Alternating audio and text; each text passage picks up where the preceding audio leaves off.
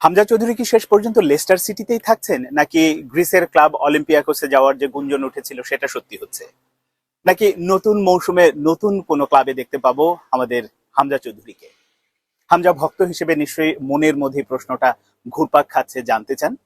চলুন আজ একটু জানার চেষ্টা করি আসলে নতুন মৌসুমে হামজা চৌধুরীর গন্তব্য কোথায় হচ্ছে। আমি ক্লাব ক্যারিয়ারের কথা বলছি। দুদিন আগে আমরা যেটা দেখেছি যে হামজা চৌধুরী এরই মধ্যে লেস্টার সিটিতে প্র্যাকটিস শুরু করেছে, এবং করারই কথা, কারণ তিনি তো লোনে গিয়েছিলেন শেফিল্ড ইউনাইটেডে। শেফিল্ড যেহেতু প্রিমিয়ারে উঠতে পারেনি এবং তারাও ধরে রাখেনি, যদিও কথাবার্তা চলছে, কিন্তু শেষ পর্যন্ত তাকে লেস্টারে আসতে হয়েছে। লেস্টারের সাথে অনুশীলন শুরু করেছে নতুন মৌসুম। এখানে অনেকগুলো বিষয় জড়িত আসলে হামজা কোথায় যাচ্ছে বা যেতে পারে। প্রথমত আমি লেস্টার দিয়ে শুরু করি। লেস্টারের যে ব্যাপারটা, লেস্টার সিটিতে হামজা চৌধুরীর দুঃসময় বা ম্যাচ টাইম যে কারণে পাচ্ছিলেন না, যখন তাদের নতুন কোচ রুট ভ্যান নিস্তেল রয় আসলো, তারপরে তাকে আসলে কোচ একাদশে রাখার মতো মানে তার পরিকল্পনায় ছিল না। এই কারণে তিনি ম্যাচ টাইম পাচ্ছিলেন না। ফলে যেটা হয়েছিল যে এরকম একজন খেলোয়াড়কে বসিয়ে না রেখে লেস্টার শেফিল্ডের কাছে লোনে দিয়ে দিয়েছিল, তিনি সেখানে খেলছিলেন। এখন যদি নিস্তল রয় আসলে লেস্টার সিটির কোচ থাকেন, তাহলে কিন্তু নতুন মৌসুমে একই রকম অবস্থা হবে। হামজা চৌধুরীর ম্যাচ টাইম পাবেন না, তিনি খেলতে পারবেন না।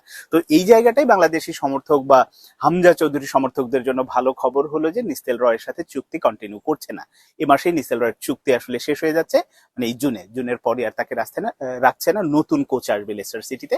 ফলে যেটা হয়েছে যে হামজা চৌধুরীর জন্য অন্তত লেস্টার সিটিতে থাকাটা বা ম্যাচ টাইম পাওয়া, নিয়মিত একাদশে থাকা, এই ব্যাপারটা নিশ্চিত হবে আমার ধারণা, সে নতুন কোচ যেই আসুক না কেন। অন্যদিকে আবার লেস্টার সিটি বেশ কয়েকজন 7 জন ফুটবলারকে তারা ছেড়ে দেবে। তারা যদি যেতে চায় চলে যাবে। এরকম 7 জনের মধ্যে যে মানে 7 জনের যে তালিকা আছে, সেখানে হামজা চৌধুরী নেই। অর্থাৎ লেস্টার সিটিতে থাকা একরকম মোটামুটি পাকাপোক্ত।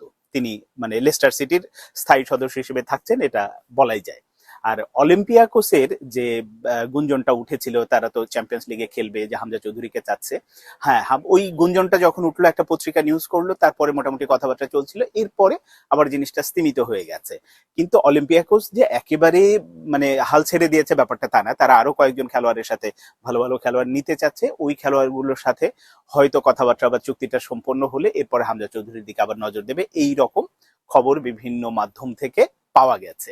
এখন হামজা চৌধুরী যদি মানে লেস্টার সিটির সাথে অলিম্পিয়াকোসের ওরকম কোন আসলে চুক্তি হয়, বা তারা সেটা লোনে নেবে নাকি একেবারে নেবে, সেই ব্যাপারটা এখন একটু সময় সাপেক্ষ, হয়তো বলা যাচ্ছে না। আবার শেফিল্ডেরও কিন্তু একটা সম্ভাবনা আছে। যদি শেফিল্ডের যে কোচ সর্বশেষ ছিলেন, তিনি যদি শেফিল্ডে থাকেন এবং তারা যদি ওই কোচকে রাখেন, তাহলে কিন্তু হামজা চৌধুরীকে আবার শেফিল্ডও নিতে পারে। যদিও মানে শেফিল্ড ইয়েতে ওঠেনি, প্রিমিয়ারে ওঠেনি, কিন্তু ব্যাপারটা মানে দলের কম্বিনেশন, এবং হামজা চৌধুরী তো শেফিল্ডের সমর্থকদের মন জয় করেছে, ভালো খেলেছে। শেষ মুহূর্তে হয়তো তারা উঠতে পারেনি প্রিমিয়ারে, এটা দুর্ভাগ্য। কিন্তু এই যে দুটোর যে সম্ভাবনা, এর বাইরে রিয়ালিটিটা হচ্ছে হামজা চৌধুরী সম্ভবত আসলে লেস্টারেই থাকবেন। কারণ অলিম্পিয়াকোস গ্রিসের ক্লাব হতে পারে, কিন্তু যদি আপনি খেলার মানে তারা হয়তো চ্যাম্পিয়ন্স লিগে খেলবে, সেটা দু একটা, কিন্তু বাদ বাকি সময়টা তো তাদের গ্রিসের ঘরোয়া লিগে খেলতে হবে। তো গ্রিসের ঘরোয়া লিগ আর ইংল্যান্ডের চ্যাম্পিয়নশিপ লিগ, মানে প্রায় রাত দিন তফাৎ। অনেক কম্পিটিটিভ হচ্ছে ইংল্যান্ডের এটা। এই কারণে এখানে যদি তিনি লেস্টারে যদি নিয়মিত ম্যাচ পান এবং কোচ বদল হয়, তার যে আর মানে আগামী মৌসুমের জন্য আবার চ্যাম্পিয়ন্স প্রিমিয়ারে ওঠার জন্য যে লড়াইটা, এর জন্য যে দলটা দরকার, যে লড়াইটা হবে, এটা আমার কাছে মনে হয়েছে, বা যারা এরকম ট্রান্সফার নিয়ে খোঁজ খবর রাখেন তাদের সাথে কথা বলে, যে হামজা চৌধুরী আসলে শেষ পর্যন্ত লেস্টারেই থাকবে।